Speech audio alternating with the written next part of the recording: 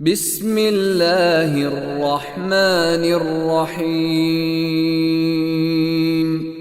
يا أيها الذين آمنوا إذا لقيتم الذين كفروا زحفا فلا تولوهم الأدبار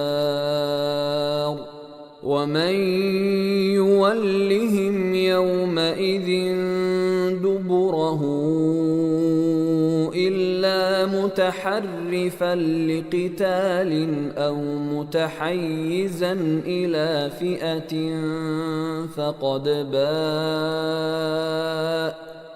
فقد باء بغضب من الله ومأواه جهنم وبئس المصير.